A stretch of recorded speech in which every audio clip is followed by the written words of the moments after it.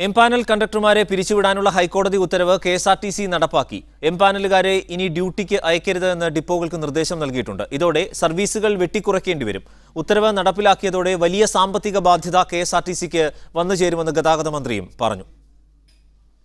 3861 empanel കണ്ടക്ടർമാരെയാണ് ഹൈക്കോടതി വിധിയെ തുടർന്ന് പിരിച്ചുവിട്ടത്. ഇവരെ ഇന്ന് സെക്കൻഡ് സ്പെല്ല് മുതൽ ഡ്യൂട്ടിക്ക് അയക്കരുതെന്ന് സോണൽ ഓഫീസുകൾക്ക് കെഎസ്ആർടിസി ആസ്ഥാനത്ത് നിന്ന് രാവിലെ 10 മണിക്ക് ശേഷം നിർദ്ദേശം നൽകി. സോണൽ ഓഫീസുകൾ ഇക്കാര്യം എല്ലാ ഡിപ്പോകൾക്കും കൈമാറിയതോടെ ഹൈക്കോടതി ഉത്തരവ് നടപ്പാക്കപ്പെട്ടു.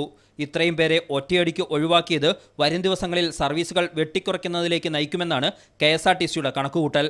പ്രതിസന്ധി പരമാവധി കുറയ്ക്കാനായി ലീവിലുള്ള സ്ഥിരം ജീവനക്കാരെ തിരിച്ചുവിളിക്കുന്ന നടപടികൾ കെഎസ്ആർടിസി ആരംഭിച്ചു.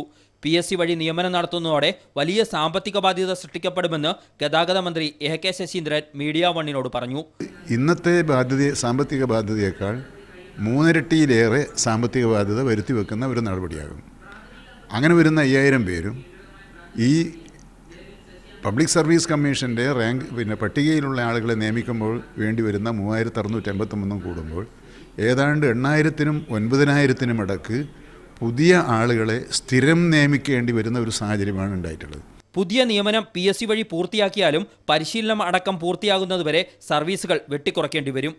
KSRTCയിൽ ഇന്ന് ആ ലിസ്റ്റിലുള്ള ഭൂരിഭാഗം ആളുകളും മറ്റ് ജോലി തേടി മറ്റ് ഡിപ്പാർട്ട്മെൻറ്റുകളിൽ ജോലി ചെയ്യുന്ന ഭൂരിഭാഗം ആളുകളും നമ്മൾ അറിവ് ശരിയാണെങ്കിൽ അതിൻ്റെ പകുതിയിലധികം 1000-ൽ താഴെ പേരെ ഇനി വരാനുള്ളൂ എന്നാണ് ഞങ്ങൾക്ക് മനസ്സിലാക്കാൻ സാധിച്ചത്. ഹൈക്കോടതി വിധി നടപ്പിലാക്കുന്നതോടെ നിയമനത്തിന് അഡ്വൈസ് മെമ്മോ ലഭിച്ചവരുടെ നീണ്ടകാലത്തെ കാത്തിരിപ്പിന് കൂടി വിരാമമാവും. മീഡിയ 1 കോഴിക്കോട്.